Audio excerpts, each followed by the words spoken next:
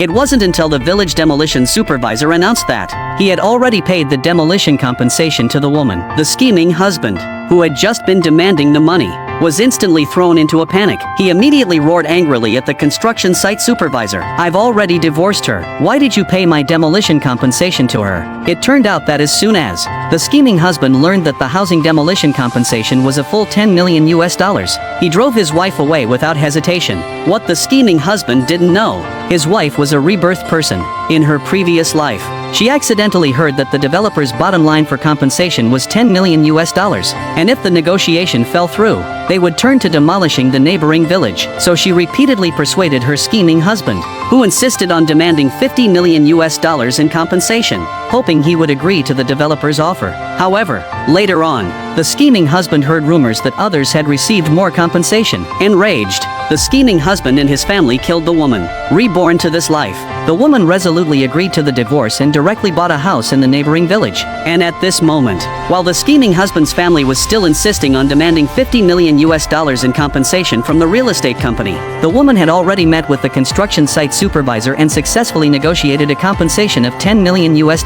When the demolition financial manager saw that the person on the compensation list was his college classmate, he immediately paid the compensation and planned to meet this former good friend. On the contrary, seeing that the developer no longer paid attention to them, the scheming husband's family came up with a way to put pressure on the developer through the internet. They not only maliciously slandered the developer for deliberately suppressing the compensation amount, but also lied that the developer tried to force them to leave with violence. People who didn't know the truth were misled by these lies and began to accuse the developer one after another. Seeing that public opinion was developing in their favor, the scheming husband's family became even more complacent and immediately decided to take out loans to buy several luxury cars that matched their status. But just at the car dealership, they happened to run into the woman who had also come to buy a car. As soon as they met, the scheming husband mocked the woman. "You poor thing, if you can afford a luxury car, our whole family can go to the moon to raise penguins." However, just as the scheming husband was laughing uncontrollably, the woman's friend, the financial manager, arrived. He immediately stated his identity as a VIP of the car dealership and had the scheming husband's family thrown out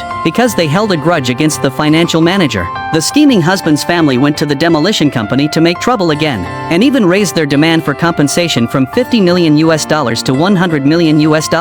This time, though, the financial manager directly told them that the previous demolition plan had been cancelled, and the demolition would be carried out in another village later. As soon as these words were spoken, the scheming husband's family panicked immediately. They even stopped demanding $50 million and instead agreed to accept $10 million. But on second thought, since the financial manager was the woman's college classmate, they thought the financial manager was lying to help the woman. So the scheming husband's family started live streaming again and spread rumors that the demolition company had seized their demolition compensation and given it to the woman. This made the demolition company unable to bear it any longer and finally decided to hold a press conference to confront the scheming husband's family publicly. At this moment, the scheming husband's family, who were still triumphant, had no idea that disaster was imminent.